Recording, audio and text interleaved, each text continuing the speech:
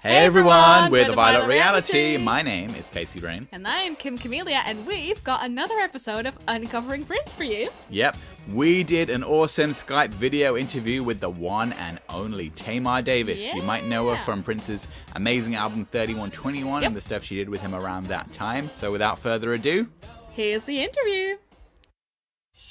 Okay, so let's kick off with the first question.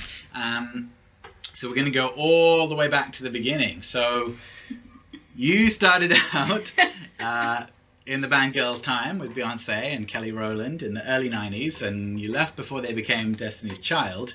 But we heard that Prince heard a demo of you in the early 90s that led to you getting sent out to Paisley Park, where you recorded a track called On Your Own. So can you tell us the whole story about that? How do you guys know? I have it. I actually have it. Are you serious? Oh gosh, Dude. can you please send that to me? Of course. Send me a copy. Well, I mean, let me say first, thanks for having me on the show. I'm a little nervous because it's like weird talking about Prince, so it's very hard.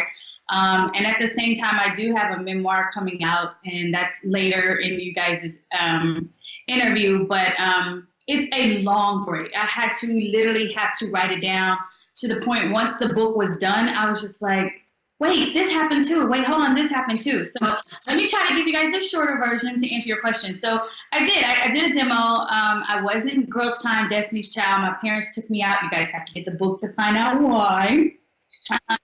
And from there, I mean, you're a young girl, and I want people to understand, when I was a young girl, I just had an imagination. I never was the typical singer, sing around the house or none of that stuff. It just so happened that my cousin knew Morris Hayes.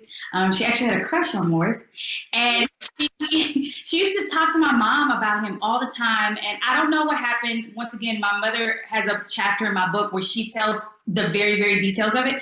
But all I remember was I started recording with Morris. And I think it was, he would send the demos to Houston, and then I would record them in Minneapolis. I think that's what happened. I was flying to Minneapolis maybe once or twice, and I worked with Morris. And from there, out of nowhere, long story short, he let Prince hear it. I don't know how that's something I should ask Morris. I never thought to ask Morris that question. Like, how did that happen? Wow, I got to ask him that. Anyways, he gave the demo to Prince, and next thing I know, I was flown to Paisley Park. And now that you say the song is called On My Own, or On Your Own, I really need to hear it because it'll bring back a lot of memories. And all I remember was I remember going to my school and getting a permission slip to use that as a credit towards my grade. And I remember getting the green light to be gone for a week. I remember somehow the whole school found out that I was going to Paisley Park. And it was written up in the news in the school. And I was at Paisley Park. I remember going to the vault. I'll never forget that memory. I will never forget that memory. I saw the Purple Rain bike. And remind you, at this time, all I knew from Prince was Purple Rain and Adore. I did not know his catalog. I didn't really know who he was. I just remembered it was Prince versus Michael. That's all I remember in my childhood. I did not listen to him. I'm not going to lie. I did not listen to him. And I remember being in Paisley. I got a mini tour of it. I saw the sound stage. I saw the lounge. And then I remember my mom and I did a photo shoot at some place in Minneapolis. I remember falling in love with Minneapolis, not having any clue that I would have all this other stuff happen in Minneapolis. And I remember doing a photo shoot. And then I remember there was paperwork going back and forth. And that was it. Like, that was it.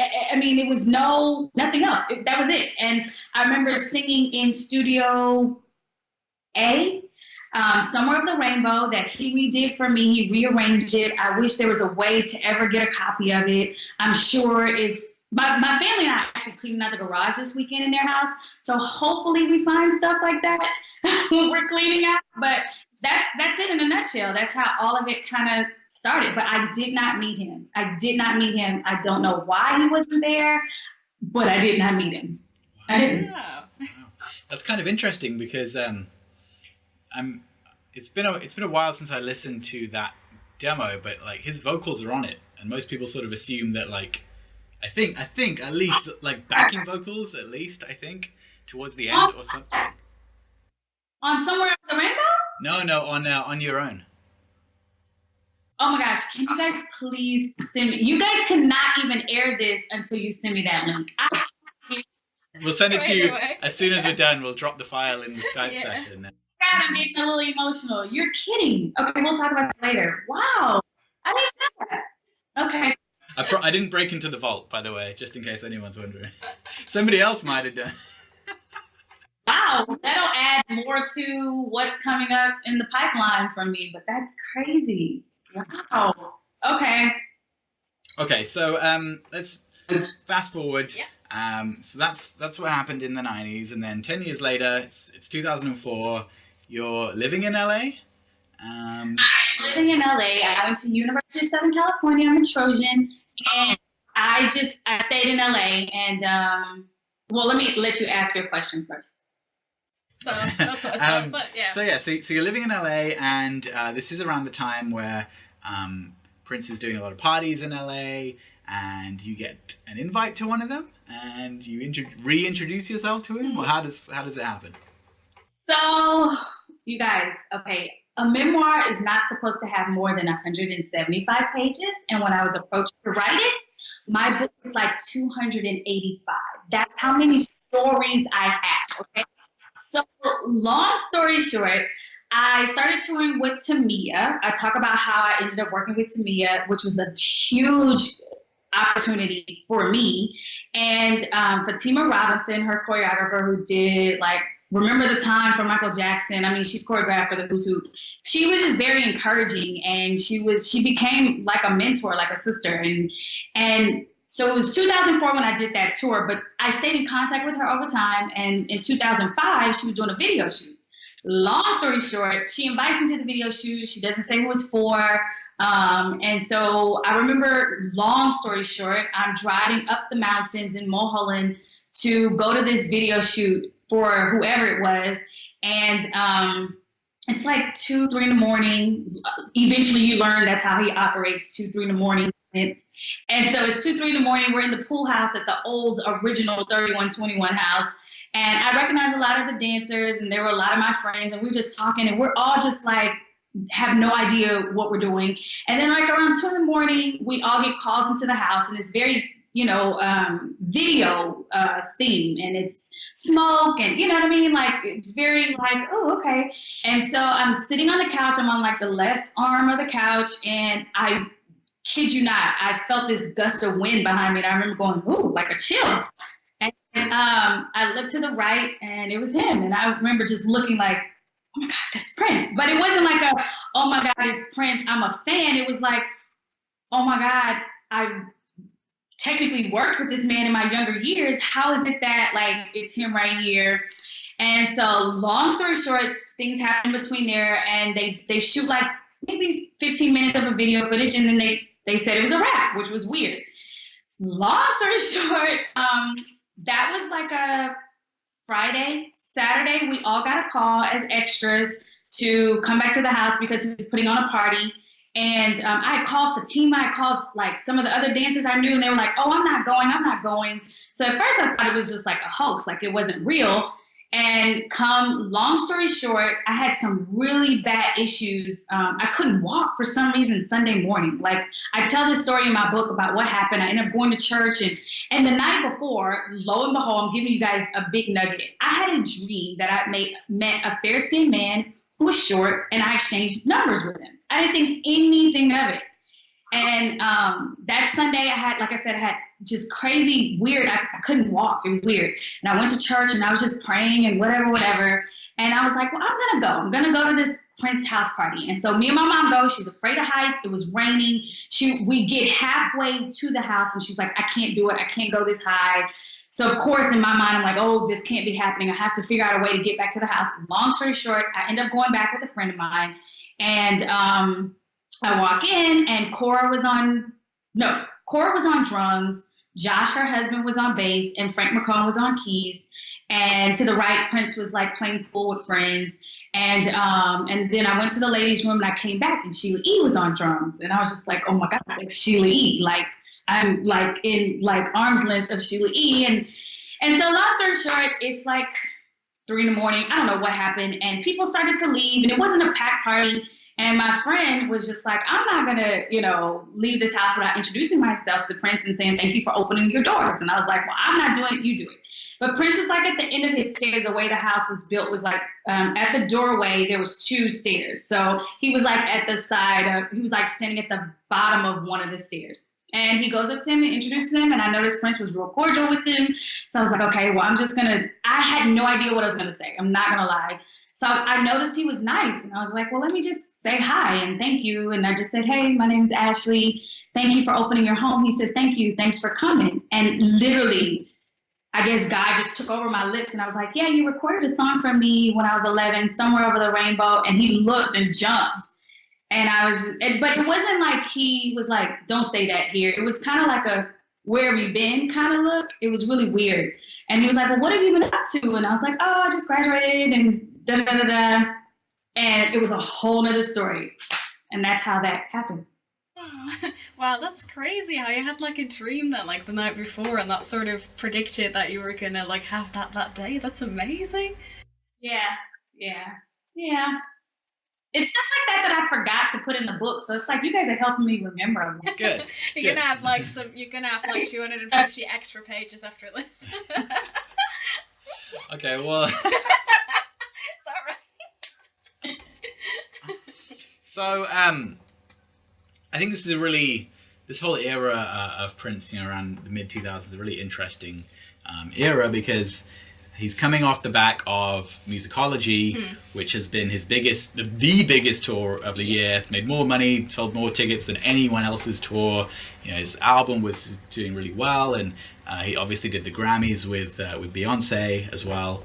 And so, for me, like it's always been really obvious that Prince was not somebody that believed in coincidences or people came into his life for no reason, things like that. So given that he had done this big thing with Beyonce and then you appear back in his life and you have this association, you're from Texas and you were in a group with her, do you think that he took that as this is what's happening at the right time for the right reason? That's a good question. I don't think so. I mean, if you worked around him, I don't know how it was in the 70s and the revolution and, the original MPG. I don't know what it was then at that time. I do recall our very first conversation was very emotionally, spiritually in tune, and it was draining. Like I left almost like, what just happened? And I don't know, like I said, I don't know how he was with them, but with me, he was very conversational. He was very, like for instance, I hadn't watched Purple Rain and he liked that I hadn't seen the pre-2000s. He almost was like I was like, what song is Cream? He was like, don't listen to it. Like he was very like, that was then and this is me. I don't know if it was because he became a Jehovah's Witness. I don't know if it's because he became very more in tune with more artists and talking to them and really trying to help them understand the industry. That's the Prince I got. The Prince I got was he would take me to the meetings and teach me how he negotiated and why he negotiated the way he did. And, he was very about like artist independence. Like you guys saw the whole MPG club and how he bundled and started this whole, he didn't do it to be vindictive. He really did it because he was just like, time is up and he did not want anyone else to go through it. And that's the Prince I got. So I don't think it was him, oh, Beyonce, I just did a performance. I think it was just like he was always in the moment. Matter of fact, he used to say like, I would say, hey, what are we doing? What shows are we going to do next week? He'd be like, Tamar, today is Tuesday. I am not even in Wednesday. Like he lived in that moment. He did not think about a year from now, 2 years from now. And if he did, he did. But in that moment with me, he lived every day as it was. That's awesome. Yeah. So that sort of segues nicely into talking about 3121, which is one of my favorite Prince records. And mine. Yeah, we'd love. So I attended the listening party that Universal held in London for 3121, which was 6 weeks before the album came out, and I ended up being writing the world's first review of it. Because I immediately went home and I'm just like, blah, blah, blah, blah, blah, and I put it online and oh shit, like this is the first one, and everyone's like reading it. I'm like, whoops. And they didn't even give us the song titles, so I'm like listening to the hooks. I'm like, well, I think this song is called this, and anyway, that was and then I didn't get to hear it again for another 6 weeks, which was built the anticipation. But anyway, was Prince already working on the songs that became the 3121 record when you met him, or and when in that sort of time frame did the recording for Milk and Honey start? Because the production is at least on some of the songs, it's very clear that this is around the same kind of time.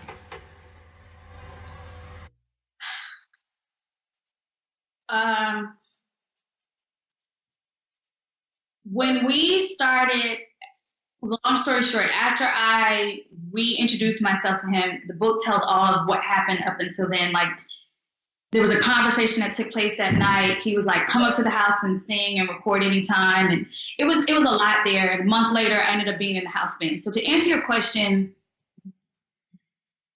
by the time we did like the third house party, was when he started this. He was on a groove. If you've been to his event, and he gets into this groove, like he just finds a good groove, and he was like, "Don't you wanna come 3121?" And it became the anthem. I can't recall if the house was 3121. I don't think it was, because when I revisit the houses, they don't have 3121 on them. And long story short, we started rehearsing for the NAACP Image Awards. Well, I didn't know he was getting ready to do the Image Awards. Once again, he lived in the moment. At this point, Cora, Josh, Morris Hayes, and Frank McComb, I am lying. Frank McComb, Josh, and Cora and I were rehearsing at Studio Center Burbank, something like that, and we kept rehearsing, not knowing what we were rehearsing for. And then that's in the book too. One day he comes in. This is my first time seeing him since that encounter at the house, and he maybe a week, 2 weeks in after we're rehearsing, he calls me up in the middle of rehearsal. He's like, "What are you doing?" And I'm like, "I'm rehearsing. The rehearsals that you have me in, I'm doing those." And he laughed, and he had the coolest laugh ever. And he was like, "Okay, well, someone's coming to get you and take you to studio, whatever." And I said, "Okay." And I walk in, and there's this lavish horn section, there's an organist, there's a drummer, and there's Sheila E. And I'm like, what the heck is going on? Prince is like, "All right, let me hear it from the top." And so I'm just standing there, and he's like, "Just stay here for a minute." And they play this whole medley of songs, and it gets to "Never Loved a Man," which was his favorite song by Aretha Franklin. And so he's like, "Never Loved a Man?" I was like, "Yes, sir." He was like, "All right, count it in," and I sing the verse. And he was like, "All right," we finished it, and we're leaving, and he and I are walking out. He was like, "Yeah, so you're going into a fitting for the NAACP Image Awards," and da-da-da-da-da. So that's what that was about, which is leading me to talk about 3121. A week later, that same kind of thing happens. He's like, "What are you doing?" I'm like, "I'm in rehearsal, the rehearsal that you have me in." He's like, "Okay, well, I need you in Minneapolis tomorrow." And that's how it started. I flew to Minneapolis, and he would just have me listen to, I think it was The Word, which is my favorite song. It's just my favorite song off 3121. I'm sorry, Beautiful, Loved, and Blessed is like up there, but The Word just does something for me. I think he played The Word, and he played one more song. I can't remember which song it was. And so he played another song, and I think it was Incense and Candles. No, maybe not. It was another song that he was like, "Do you want to put vocals on it?" I was like, "Okay." And I put vocals on the song, and then he let me hear another song. And he was like, whatever you hear, just put it on there. Like, that's how he was. He was just like, whatever you hear. And long story short, I kept flying back to LA, and then I would fly to Minneapolis and hear more of the updates on 3121. And eventually he was like, yeah, I'm writing this album, 3121. He was like, you really inspired me to finish it. And I just was like, huh? Like, everything he would say to me, I'd be like, huh? You're like, I would always be like, whatever. You're like pulling, you know, my tail. And he'd be like, no, like, so do you want to record a record? And I was like, yeah, I would love to have my own album. He was like, okay, so what ideas do you have? I'm looking at him like, huh? And I was like, oh, I hear this idea, and I think it was All I Want Is You. And I was just like, doom, doom, doom, doom, doom, doom, doom. And he was like, well, can you play on the piano? I was like, yeah, a little bit. So I just played it, doom, doom, doom, doom, doom, doom, doom. And so he's like calling the musicians. He calls Sonny. He calls, I forgot who else he called. And that night, we're recording All I Want Is You. And that's how it all started. I mean, it was constant flights. It was constant luggage at the door of my apartment, and I was constantly in Minneapolis, and he didn't know what he was doing. I didn't know what I was doing, and it became a whirlwind of life after that. And the book talks about it all. I mean, it's so much to talk about, but that's what he was. He lived in the moment, and I believe he enjoyed the fact that I was like, okay, come on, what? All right, no, yes, maybe not, and that's how everything was. And I mean, it's just story on top of story. That's how it happened. One thing with Prince that I think is really interesting is that lots of times the record wasn't just the record; it was part of a bigger picture. So there'd be other things going on, whether that was like multimedia things or accompanying books or this, that, or the other, or obviously movies in some cases. So one of the really interesting things about 3121 is the fact that there was this unreleased movie that was made at the same time. Yes. So did you do any work on that at all? Did you work on that at the time? I didn't, but he wanted me on set every single day. I remember meeting Coco. That's when I met Sanaa. I enjoyed seeing them work together. One of my longtime friends to this very day is Miguel. I think he was the driver. But no, like, I was just like there and helpful. And it's weird. Like, I'm glad you asked that question. I didn't want to be a part of it. I think it was because, like, he was such a friend and a mentor. Like, there was times when he would really want my advice. Like, the tour we did, he would say, Tamar, what's the order of the show? Or he helped me create the order of 3121. He helped me create the order of Beautiful London. Like, I took the reins on a lot of stuff because he allowed me to. He would say, what colors are we wearing today for the show? And I'd say, oh, purple and black or whatever. And he did it. So with the film, it wasn't like I wanted to be a part of it. He was such in the zone, and I really thought the film was gonna come out. I don't know what are the plans for the film, but he was a genius. He was a genius for imagery. He was a genius for lights. He was a genius for color. He was a genius for frequency, sound, beats per minute. I mean, and he was just even keel. It was never, the only time you heard Prince get out of the even keel zone was when he was laughing. His laugh was humongous. And he, you know, so I'm deviating, but yeah, no, the film was, he was a mastermind. And the photos he would show me, he was like a kid in a candy store. He'd be like, look at this, look at this. I'd be like, oh, wow. What do you want to change about it? You know, he was very like a perfectionist, but not like a perfectionist where it was just like, oh my God, just do something. He was just like, he knew if it wasn't settled in his spirit, he wasn't going to put it out. And that's probably what it was with the film. He just, you know, he probably wasn't settled, you know, about it. I think so. I think because he recut it a few years later for the Lotus Flower record. It's basically the same movie but a different edit, and again it was pulled at the 11th hour. Yeah. So it was supposed to be on the website for Lotus Flower like literally up until it launched, and then it wasn't there, so it remains unreleased. And the same with there was a photo book, and I don't know if you ever saw any prototypes of it laying around, but there was a photo book for Ti Amo Corazon, and very few people even have like a copy of it. I don't even think Salma Hayek has a copy of it, but one got out to a fan and he took photos of it, and I don't know how it got out, but that was another thing that was sort of basically done. It's basically done, and yet it doesn't come out. I saw it. He was a huge fan of Morocco. I mean, the photos from there are just like picturesque, like just the way the gate would reflect off of his face, and it was just crazy. Yeah. And Te Amo Corazon is just a beautiful song. It's just yeah. Like a summery feeling. It always makes me feel like summer and I want to go to the beach and stuff like that. Okay. Another one of our favourite songs on the album is a song called Love, and it really surprised us that that wasn't put forward as a single. So did Prince ever consider putting that out as a single? I don't know. I mean, like I said, when it came to 3121, he had no intentions of like finishing it until like we started working together. So everything we did was just, like I said, it was day by day. It wasn't like a planned thing.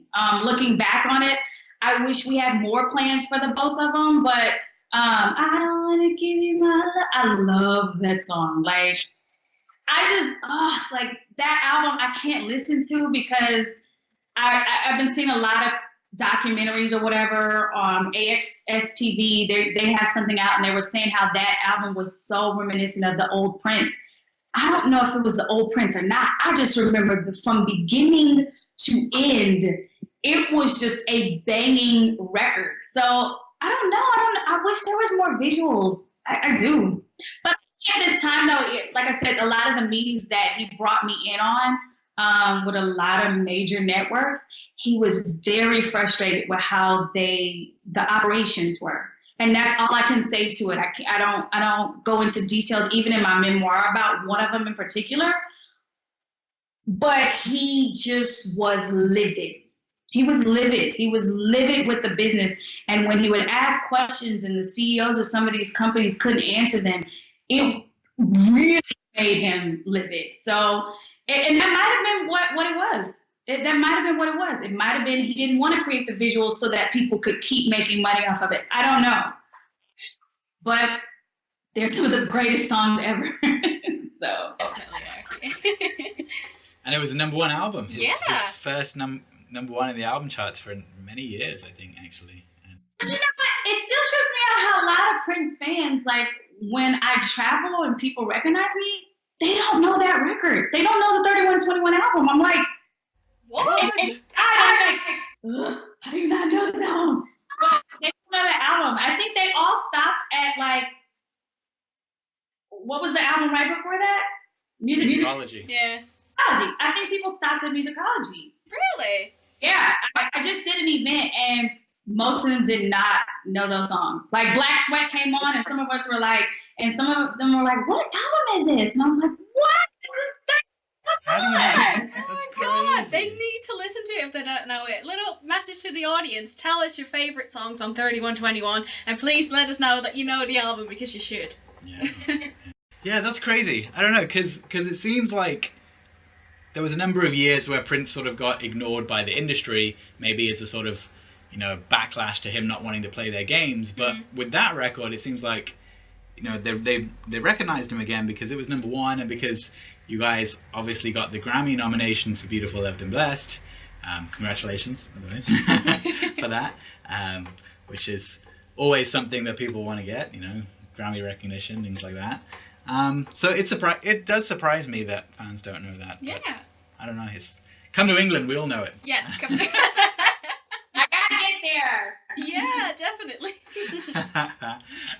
So moving on to some live performance stuff. So one of the performances around this time was the SNL performance with Fury and Beautiful, Loved and Blessed. And like, in my opinion, like that is a just iconic Prince performance. He just seemed like really, really on fire. at that time. And I know he didn't do SNL that often, so like anytime he did, it was always really special. But that one in particular, he just really seemed to be going for it, and it was like he was really, really into those songs. And Fury, I think Fury on SNL is probably better than Fury on the album, just because he's absolutely going for it, like playing guitar, just like shredding it. Let me tell you something about Fury. He wanted to go and re-record it after, because on the record, I wasn't on the record. And when we were getting ready for Saturday Night Live, he had me and the twins actually put some notes on there. And he was just like, maybe I should just re-record the song, you know? But yeah, that was the Brit Awards too, though. That was Yes. We're gonna get into that. Yeah, so let's go straight into the Brit Awards. Actually, so that was actually our next question. I remember watching that as it was broadcast here in England. What was it like for you to be sharing the stage with Wendy and Lisa and Sheila? And at what point leading up to that did you know that they were going to be part of it? And did you appreciate how big of a moment it was for Prince fans? Because I wasn't born when the revolution broke up. So before that, I had never seen in the moment Prince on stage with Wendy and Lisa, other than like archive footage from like 20 years before that. So what kind of feeling did you have when you knew how that was all coming together and what the fans would think of that happening?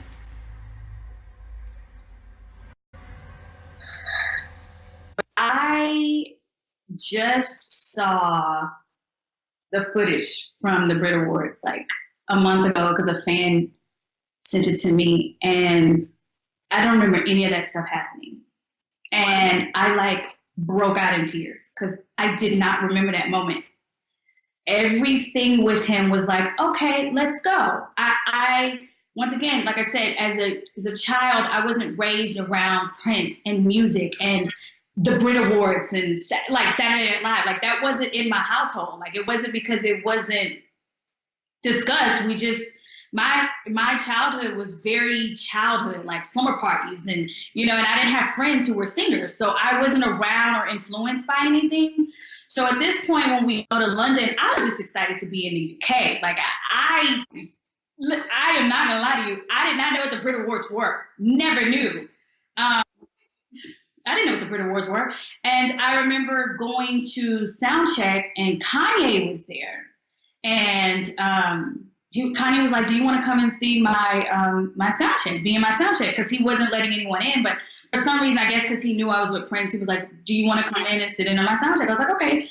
And that's when the song Gold Digger was huge. And that's when he had like over 100 women dressed in gold or whatever. And so long story short, we get up, we do our sound check. I didn't think anything of it. I remember meeting Wendy and Lisa. I didn't know who they were. Like I did not know who they were. And it wasn't until after 2016 and all this chaos with Prince that I really went back and looked at Purple Rain, the film, and I just bawled. I was like, oh my God, that was Wendy and Lisa I was working with. And of course I knew Sheila E. But in the moment, I just remember the energy being something I don't think I'll ever experience again. The dude and his musical elements is something so out of this world. It is on something else. And I remember after the performance crying. I remember crying.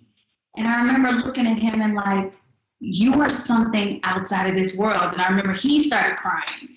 And I think for him, it was, he had reached this point in his life where he was outside of himself. And I remember not wanting to leave the UK. And like I said, after seeing the footage like a month ago, like even now, when he even kissed me on the cheek after Purple Rain and stuff, there's a whole story about him not wanting to do those songs. And the very first time he did Purple Rain in years live was in Houston for my family. And so for us to have done it in the Brit and Awards and stuff, I think spiritually for him, he had overcome whatever it was that was holding him back from facing his old self, I guess, and forgiving his old self. Because when he did that song that night, it was not a dry eye in that room. People weren't even looking at Prince. They weren't, oh my God, they were just, everyone was like, what just happened? Like, it was the most surreal moment of all time. And I guess now you look at it and you're like, wow, God, you chose me to experience those moments. And no one can ever tell me, no one can ever take it away, and no one can ever tell me what I knew he was to me, my family, and to the music community. Like, I will hurt you if you talk about him in a negative way. Like, absolutely. Wow. Gonna have to take a little moment here.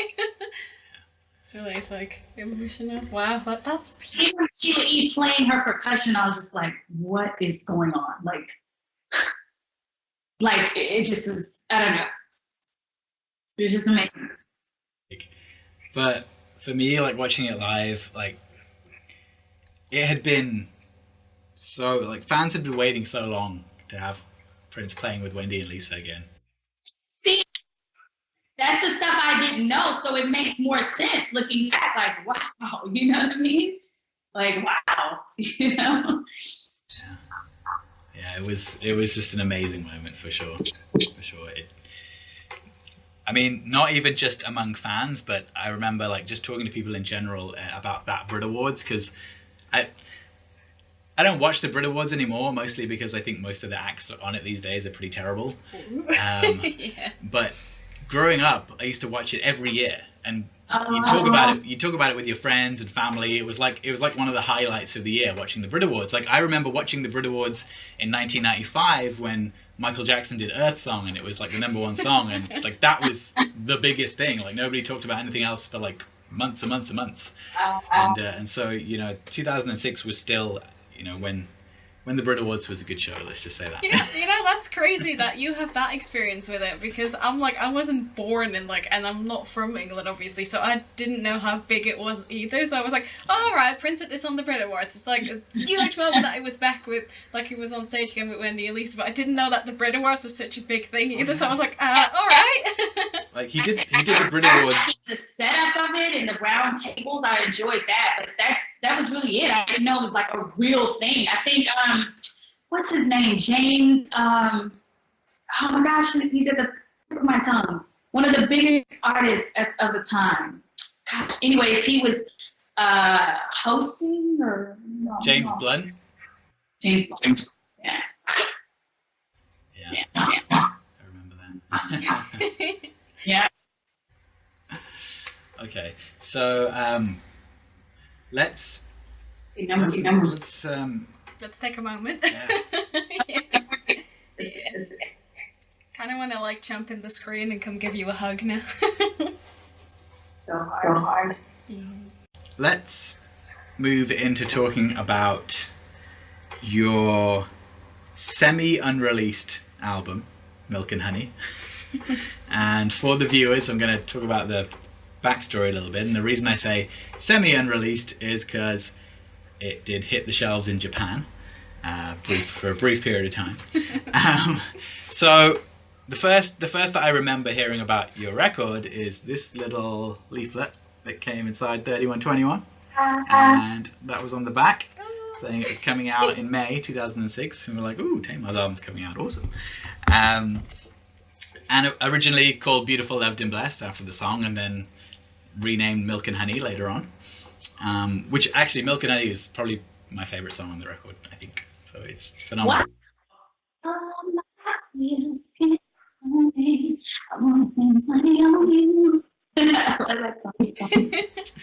So the flyer was in the album. The album was originally supposed to come out in May. Album got pushed back. It was renamed, and then at the 11th hour, it hits the shelves in Japan for a few days, a week, something like that, and then pulled. The whole plug got pulled. Nobody knew why in the fan base. We were all really confused. We were like, what's happening? Where's this album? And there was a lot of frustration in the fan base at the time because there was no communication. And I guess like at that time it was you didn't have like Twitter and things like that, and it was more difficult for people to communicate about in real time about what was happening with projects. And so we'd get these little bits of like tidbits from like insiders who said, oh, I just spoke to Universal and they said this and blah blah blah, and you never really get the full story. So there was a lot of frustration in the fan base about that. But one of the big rumors at the time was that Prince and Universal fell out after the 3121 release over promotion, and there was a lot of promotion that they felt that he'd agreed to do and he felt that he didn't agree to do, and it all got caught up and your record got caught in the crossfire. So could you tell us a little bit about what went down from your perspective and how it was happening at the time? Well, let's say I own my master's and it is coming out soon, you know. Awesome. Comes to grips, like it's gonna come out, especially after I just came from Japan and seeing a lot of the Japan fans come up with it, and I'm signing it, and I'm like, oh my God, where'd you get this from? I heard it was there, but I didn't have any valid proof, and I have it in my phone now. Like I actually videoed me signing that. But yeah, you're right. He was having issues with Universal. I was not privy to those. I remembered having a ball with Monty Littman, Avery Littman, Serena Gallagher. Like I loved working with them. And to me, things were going great. And I remember when it first got pushed back, I like had a gut wrench in my stomach, like what happened? And all Prince said was, I think you should have your own release. It's a strong album. You should have your own release. And I said, okay. And then I remember June coming around, and I remember talking to Universal, and literally I'm on the phone with Universal. Prince is dialing in. Hold on, talking to Prince. Hold on, Prince, talking to them. Like it just was the weirdest moment to be in, because my loyalty was to Prince, and it was also my loyalty to my music. And I mean, I'm young at the time. I didn't have anyone outside of my business manager and Prince. Like that's who my core circle was, and my mom and my dad and my family. But I didn't have anyone else to bounce it off of. And all I got was, they lie, they steal, they cheat, and I'm leading them. So if you want to come with me, come. Like that's how simple it was. It's not even a gossip thing. It was very hard to hear, because I just kept saying, but why? But why? Like a kid, why? And that was my answer. And I just remember not even being able to talk to Universal. And it just was like the weirdest thing. It was just like, what just happened? Like we were about to shoot the video for Sunday in the Park, and that got canned. It was just like the weirdest moment. And that's all I got.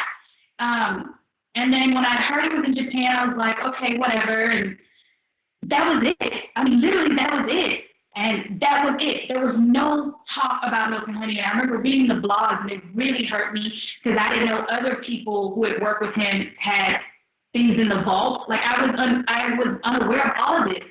And it wasn't until recently when I went back and revisited my contract and have all the artwork to it, and I called some inside people who are still at some major corporations and people who actually worked the mechanical side of Milk and Honey and 3121, and I own the masters. It's clear as day. I'm coming up with a strategic plan to get it out to everyone, because I have started a foundation that is about pouring into other arts and being an artistic startup. And I'm at a point where it's just like, it can't sit here forever.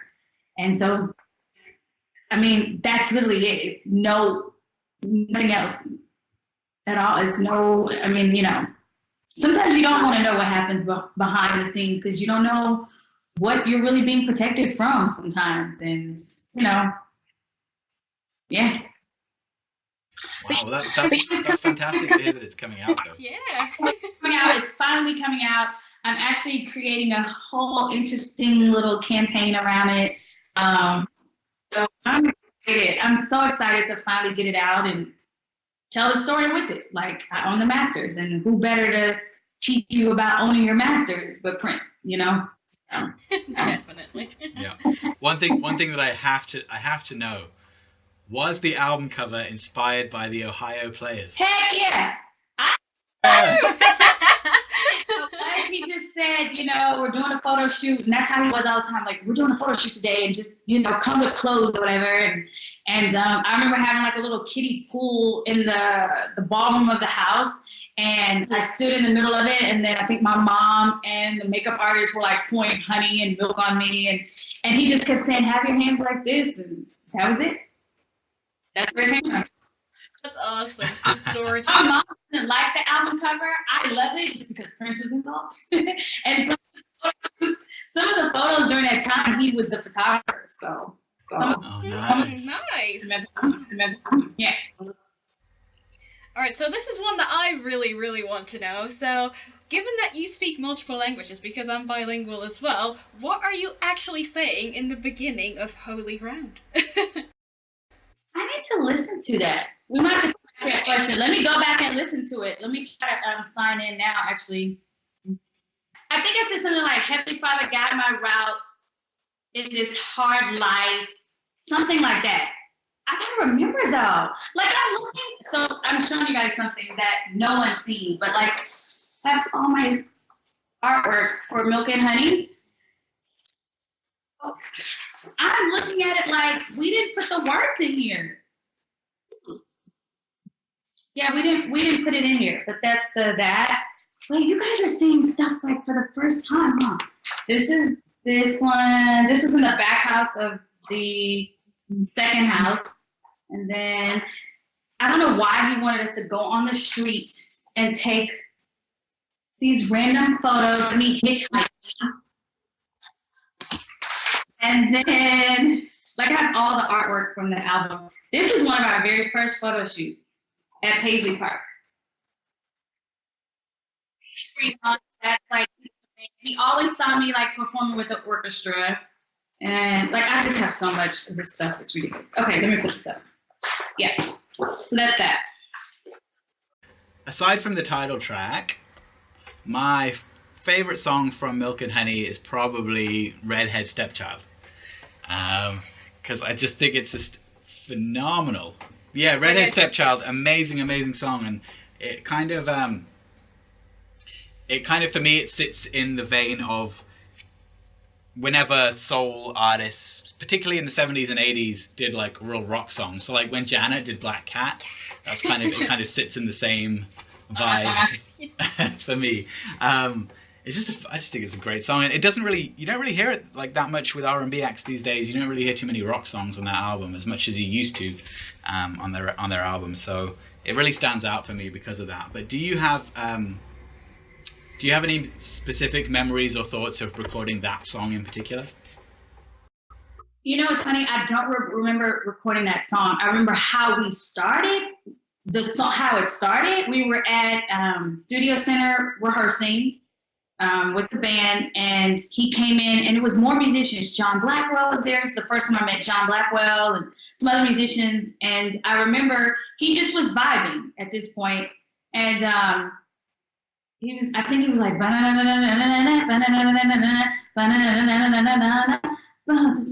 one, two. I think he started counting off.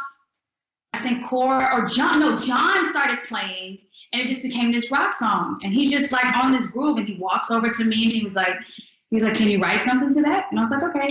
And out of nowhere, I heard like, "I feel like a redhead stepchild." I never heard that saying in my life. I'm telling you, everything was so spiritual with him.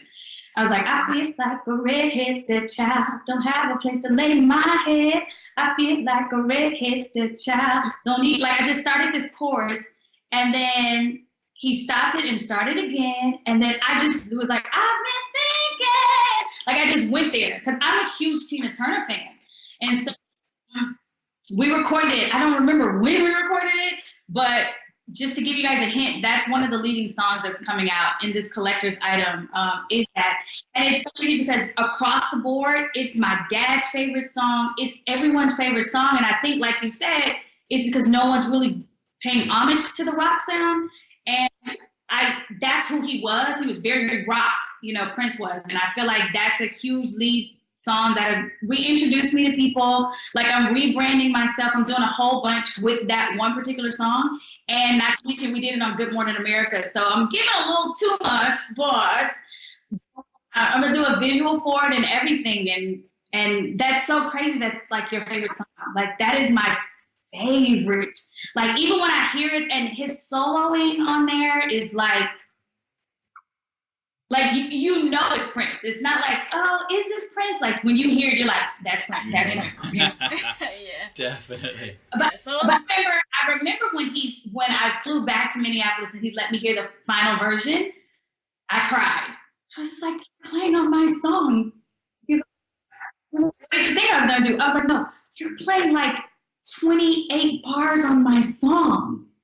And I remember he wanted me to act this thing like sick of buckwheat, because he always liked to joke. And so you hear the lion growling in the song, and you know. So yeah, that was fun. That was a fun time. That must have been like a lot of fun to do live as well. Yeah. Oh my gosh, like even on my new live show, we're gonna air it. I'll tell you guys when we're gonna do it. The new live show that I've created with that song in there, we start the show with Redhead Stepchild. Yeah, we start my show with Redhead Stepchild, and it's like when the musicians play it, it's like, oh my God, this is hard. But yeah, it's such a great yeah. I love rock, so it's like gonna be hard for me to not, show that. One really interesting thing about that time as well is the tour that you did, where it was your tour. It was billed as Tamar's tour, featuring special guest Prince, and he's playing guitar with you. And this is off the back of him having really massive projects, and so people are like people are really confused, like what's going on? Like Prince is playing guitar and with this act that he's working with, and we want to see Prince. But what was that like for you to know that you're doing this tour and he's your guitar player? Yeah. Like you might not play any of his songs at all. Like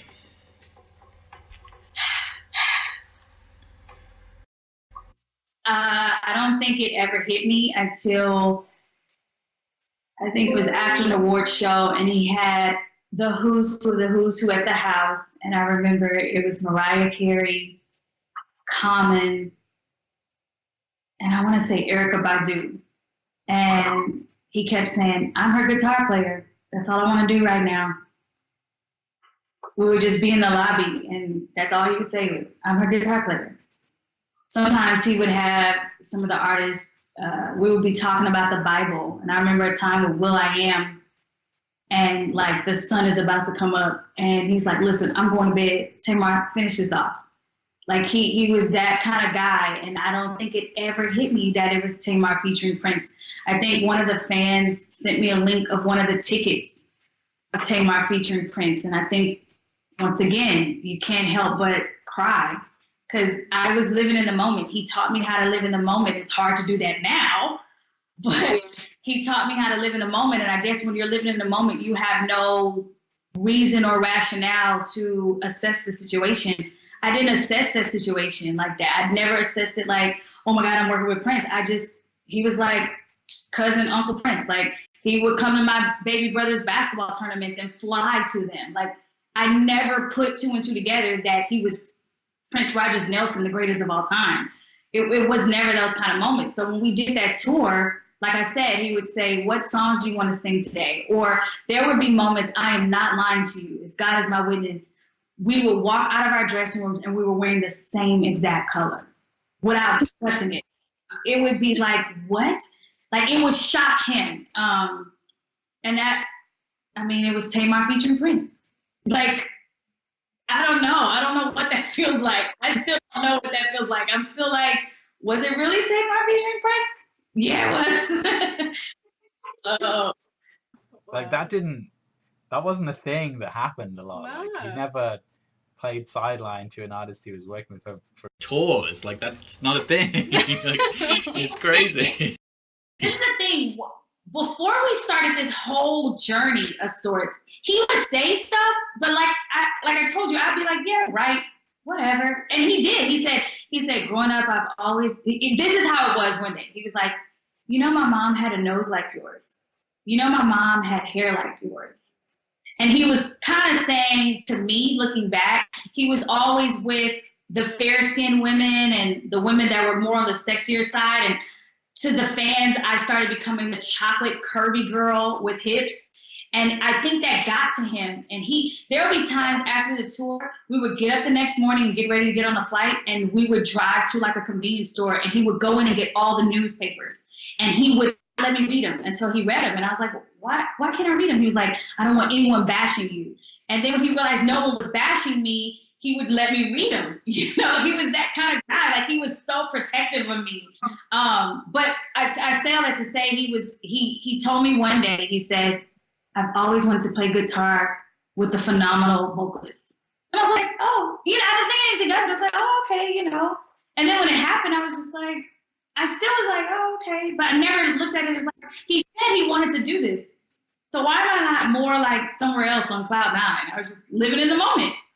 I was living in the moment. I think for you, the thing probably was that you didn't really come into it necessarily as a fan, but like as your own musician. And then you were like, you know, you were like, whoa! And I think that created like this mutual respect of him towards you, because like, because like, you know, you probably treated him like in a way like that. You treated him like he was a human, which you probably really, really liked. Very human. I mean, it would be times like he didn't let people walk into his house with cell phones, but my baby brother would just be like sitting right next to him like this. And I think it was this trust factor that, like, we would take selfies in the bathroom, and he never was like, what are you doing? We would be like, I mean, he would go to the grocery store with me. It was just like, I guess that is right. We were very just like, hey, what's up? Come on. You know, I don't know. It's just hard to like think about it, but it's just like, ugh. Those were the days. Well, I mean, that's kind of, it's really interesting, because we try to interview a lot of people, and there's always common threads, but there's always new things as well. Yeah. And that's the really interesting thing. You know, he was so complex that everybody saw like different, like, they got different things from him. Yeah, that's absolutely right. Yeah.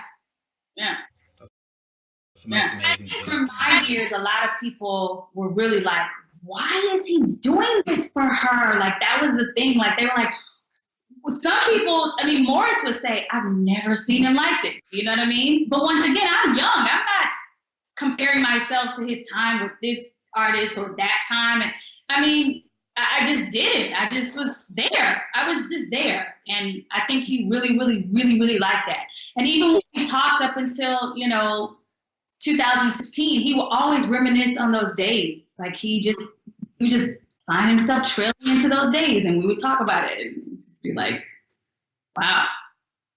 So I want to go into something a little bit personal here. It was during your tour and that whole time frame that Manuela filed for divorce from Prince, and that we heard through the grapevine that he didn't see that coming, or he wasn't expecting that to happen.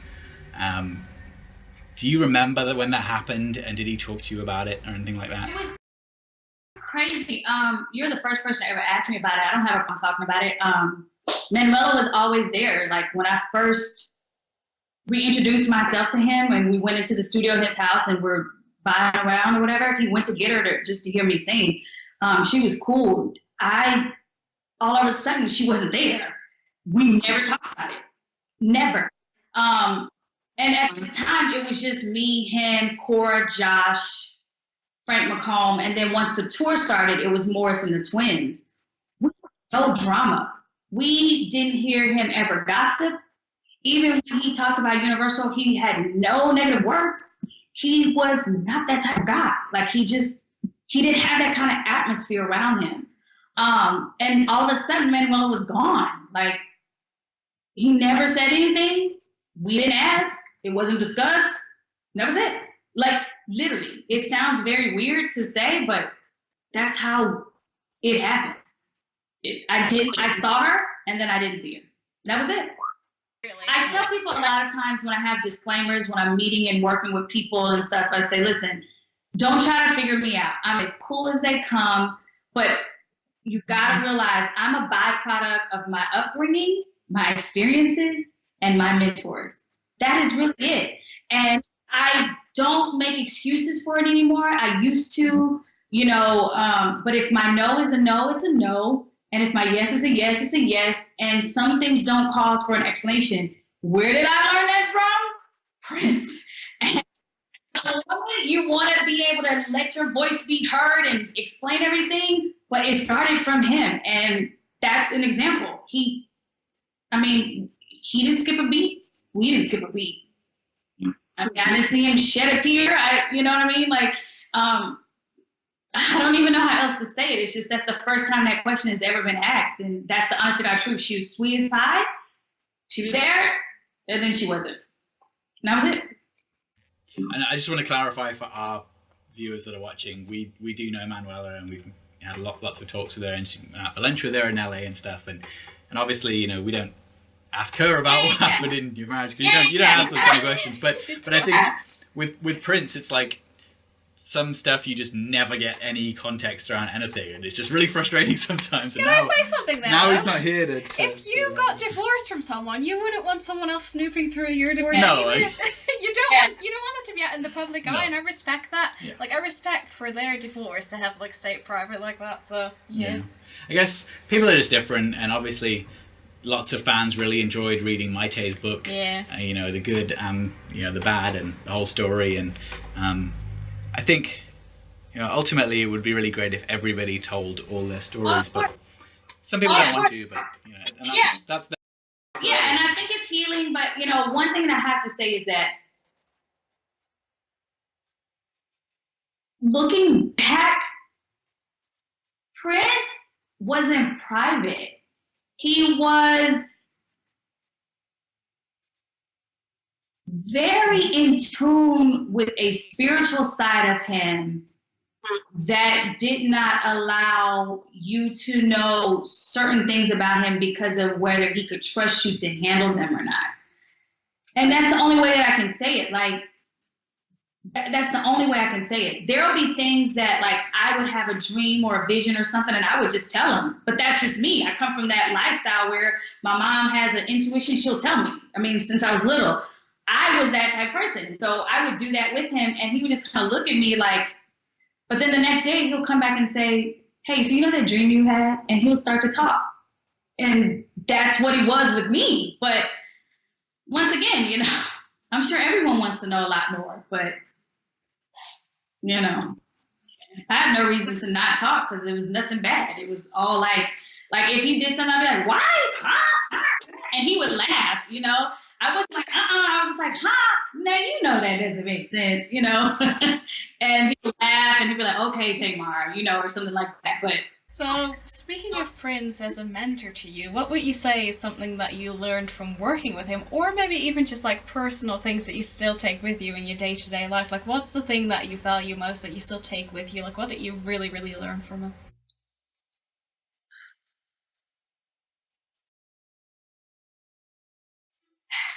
I mean, he predicted where the business is. It is one of the hardest things to deal with as an independent artist. Sometimes I just wish I could just call him and ask him a question. And I want all of your supporters to know, it is very difficult in this new business as an independent artist, more than ever, because as Prince would say, there are still gatekeepers, but there are new formats.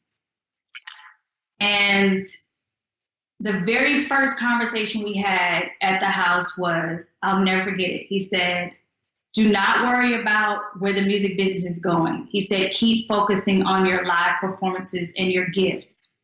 And I'm not gonna lie, for the past few years, I've just been like, whatever. Because it's just changed. It's just changed for us. And he called it all, literally how it all is. He also told me that everything is negotiable. Plain and simple. He's like, do not let anyone tell you anymore that it's done this way and this is how it's going to be done. He was like, no. He was like, everything is negotiable. I think even in one of his last articles that he did with Billboard, it just brought me to all kind of tears because once he passed, Gail Mitchell sent me a copy of the Billboard. And she said, hey, Tamar, I think you should read this. It was the weirdest of timing. I was like, why did she send me this a week after? And I remember reading it, and he said in there to me, he said in the article what he had said to me before, which was, it's amazing how you as an artist can pay for services for what you hope is guaranteed services, but then they always give you excuses when the effects of those services don't pan out. You can spend all your money on and pay to play and pay to this and pay to that, but it still is a game, and sometimes you will end up losing no matter how great you are at it. And the other thing was he just kind of hit me to the internet, the way it works, the X's and O's. He was very business savvy. He believed that if everyone had this device and artists don't have a stake in this device, but it's selling billions and billions of downloads and your checks only reflect thousands, he was like, you have to ask questions. He always told me that. He was like, stop being timid and not asking questions. You have to ask questions. And the final thing was, which is something that I'm finally owning up to, is remaining independent. It's the hardest thing, but it is the most rewarding thing to live in freedom. And I could never take that away from him talking to me. At first I was like, you know, and he was like, Tamar, you're Tamar for a reason, and you're gonna always be Tamar. And he was like, it's what Tamar does and believes she can do without anyone telling her otherwise is what's gonna happen. And he's right. He's absolutely right. He's absolutely right. It's just so weird how all of that stuff he predicted. It's kind of interesting as well, because if you look at things like chronologically, you can kind of see when something didn't go the way that he wanted it to go, and then the next time he would do something, he would take steps to ensure that things happen the right way. And when I say that, what I mean by that is kind of like, I feel like without the situation that you had with Universal and the fact that your album got caught kind of in the crossfire, if that hadn't happened, you wouldn't have had him bundling the Bria Valente album with the Lotus Flower record, where it's just like, this is in with my album, and then you can't separate it, there's nothing you can do, it's out there, it's done. So, yeah, I guess that's kind of interesting about when he started bundling, I remember, was it Busta Rhymes? I think it was Busta Rhymes. I can't remember what rapper, but they were trying to bundle their tickets with their album after he had broken all the barriers. And I remember hearing the conversation, and he said, just bundle it. That's how, like, people would ask him these questions, and he'd be like, just do this. And they'd be like, I can't do that. He'd be like, why? And he'd be like, oh, yeah, that's right. You're with a label. And he would have those conversations. I don't even want to say what artists they were. We would be sitting in his office, and they would be asking all these questions. I'm telling you, like, big-time artists asking these questions. And he'd be like, just do this. And he would say, and they'd be like, no, you're Prince, and you can do it. And he was like, oh, yeah, that's right. I'm not with a label. And that was always his joke, like, oh, yeah, I can do that, huh? And so, long story short, I think it was Busta Rhymes who was trying to bundle his album or whatever. And I think a year after Prince did that, all the contracts now say you can't do it. He was that guy, though. He did stuff, and everyone was like, oh my God, how did you do it? He was like, I just did it. But he was like, oh, wait, I'm independent. Like, it would just be so funny. And it's like, you had to catch on to his sayings, like, the dude is smart, he's smart, and sometimes he wasn't like, hey, sit down, let's talk. It was like, you would be in the environment and you had to pick up what he was teaching you. And that was one of them. He was just like, oh wait, but I'm not with a label. I'm free. It was to be funny. So much, Sony was so pissed off in 2007 when he put Planet Earth with the newspaper in England, because he'd already said that they could have it in America. He was like, well, I'm not doing the tour there, so... But they assumed that they could just put it out in England, and he's like, nope, it's going to be with the tickets. That was so funny. And actually, at that time, record stores still existed. And I remember that HMV in this country was the biggest record store, and they didn't stock newspapers ever, and they did for that day for that record. They're like, well, people want the new Prince album, so I guess we stock newspapers now. I want to know whether they sold them all. I probably did sell them all. It was amazing. That is really funny. So something I'm interested in is, what is your personal highlight? So it can be like a song that you did, or like a performance, or whatever, of working with him. Like just anything that's like your highlight, that you're like, yes, that's what I'm super, super proud of.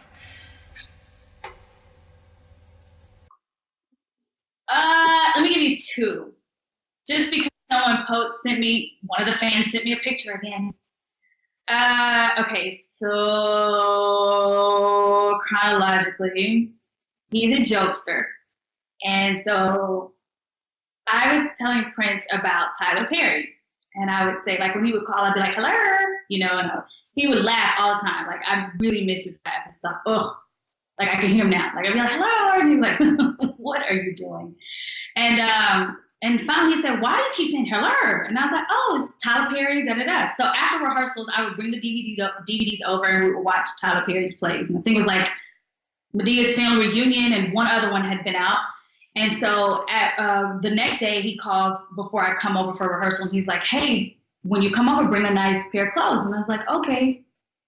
And so after rehearsal or whatever, I change and the car comes and picks us up, and I was like, well, where are we going? He's like, just wait. So we pull up to Kodak Theater, and at the time Kodak was brand new, so it was like the big ticket in town.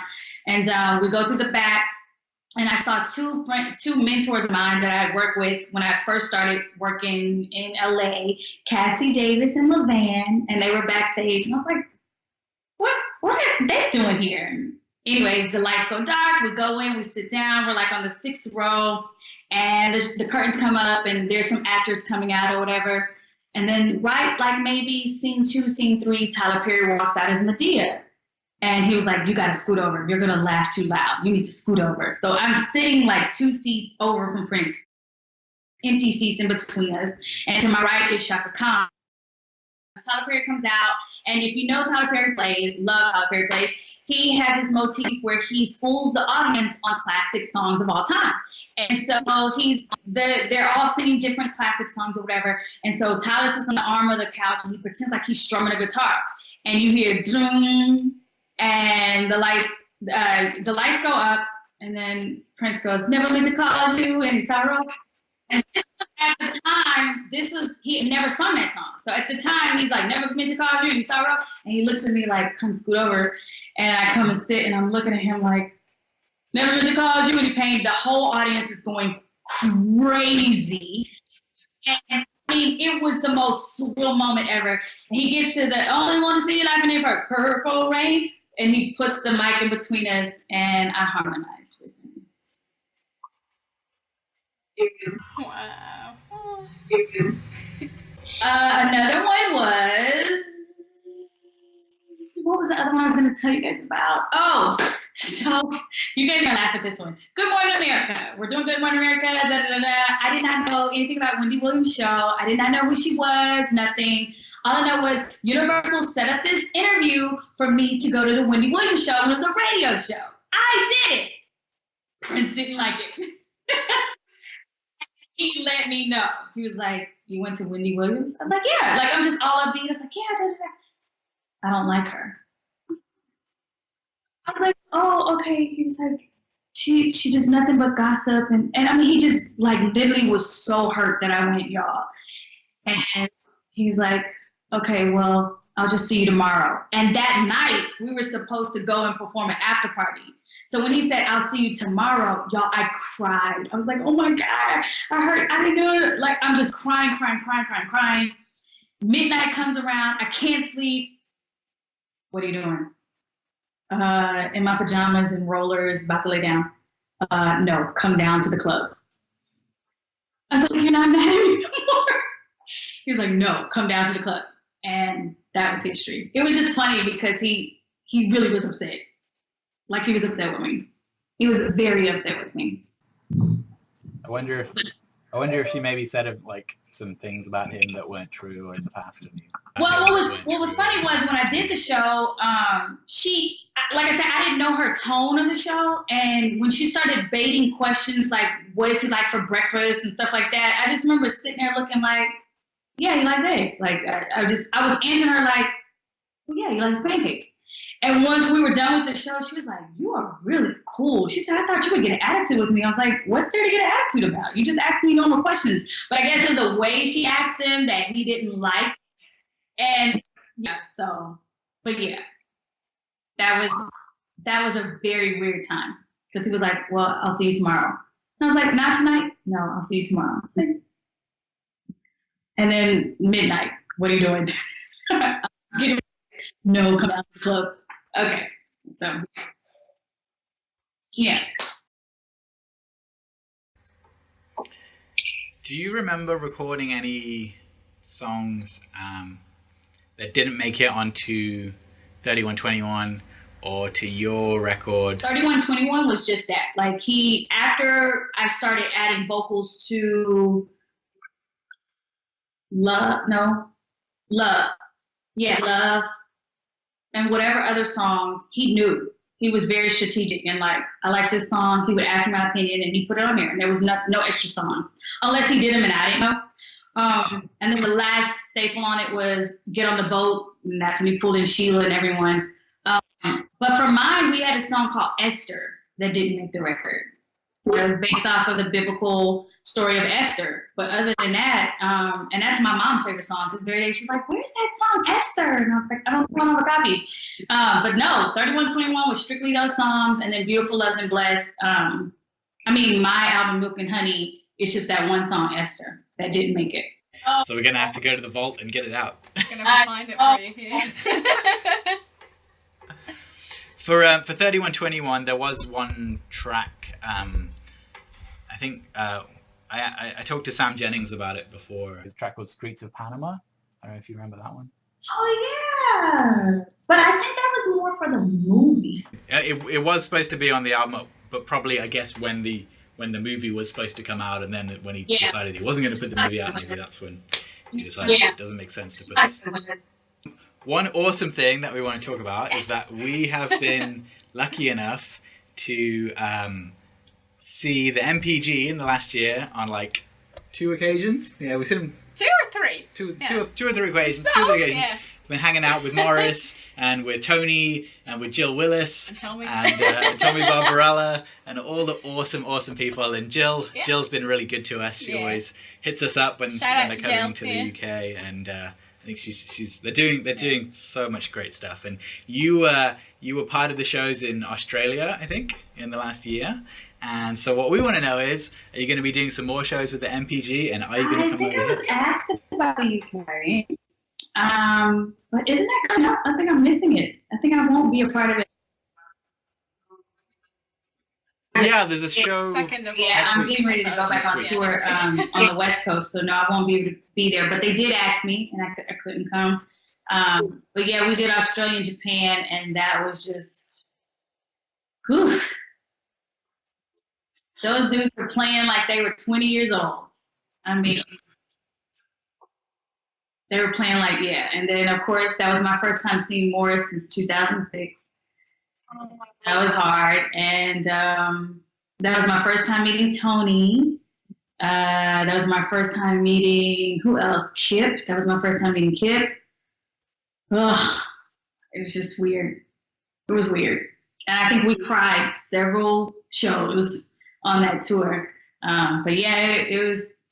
Those guys are amazing. It's like they don't age, and the fans, I think the fans, I can't even compare them. Japan has its own energy and Australia had its own energy. I would love to come to the UK. I've never performed there by myself. I remember we were there for the Brit and we went to some club that just had like this jagged brick road. Yeah, that's all I remember. But yeah, it was fun times.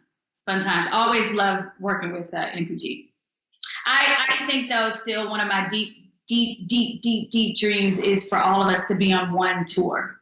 I mean, all of us. From Third Eye Blind to Sheila to even Shaka to Winnie and Lisa to all of us being on a crazy. And what's so fantastic about this vision that I have is that we all have different styles.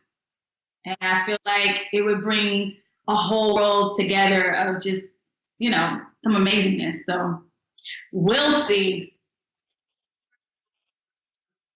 I think every single fan would go and see that. Definitely. Oh yeah. Oh yeah. So, speaking about your upcoming career, so tell us a little bit more about the book. When's it coming out? It's been written for years, and then actually during 2016, I had to edit a lot of his chapters. But it's basically my final trip to Minneapolis before I started working with Tyler Perry. I was flying to Minneapolis to meet Prince. He wanted me to come and meet Andy Allo. And dang, I need to write all this down. Like, I put this in my book. What in the, oh my God, hold on. Okay, I gotta put this in. Anyways, yeah, so he wanted me to come hear Andy's record, and he also wanted me to help him interview Hannah, the drummer. Yeah.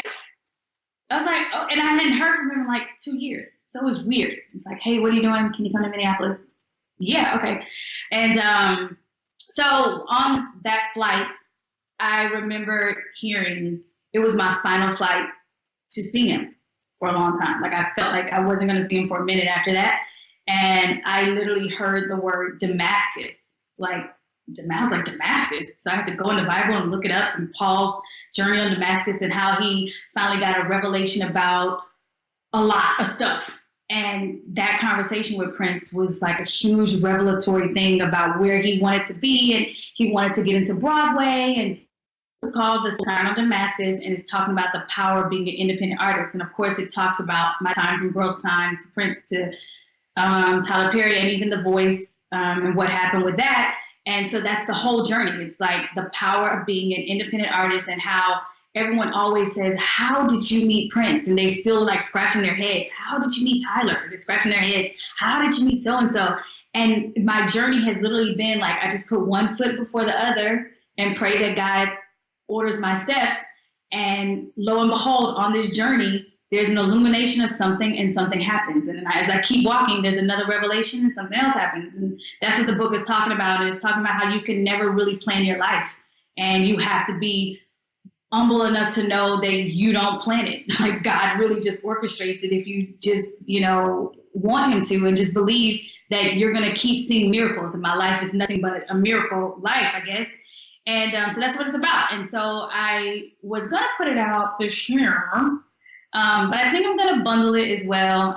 The Milk and Honey is coming out. It's going to come out in collector's albums, because I feel like it's so much gold on the record that for me to just release it all at one time without having some cool visuals. I'm actually doing a docu-reality, so you can kind of see some emails that I'm just now reading from him that he sent me in 2008 that I just could not believe I overlooked. So you're going to get to see the life of that kind of stuff. And then I'm getting ready to go back on the road with A Night with Janis Joplin, where I play Nina Simone, Aretha Franklin, and I go back to my operatic roots, which I love the show completely. And it's so weird. I have to tell you this story.